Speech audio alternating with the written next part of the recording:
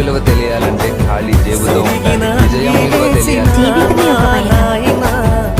ఆ పయనంలో కలిసి ప్రయాణికులు ఎందరో.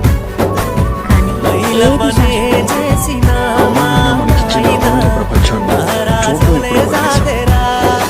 మన గురించి ఎవరేమనుకుంటారో అని పక్క వాళ్ళ మన చుట్టూ ఉన్నదంతా మన బలం కాదు.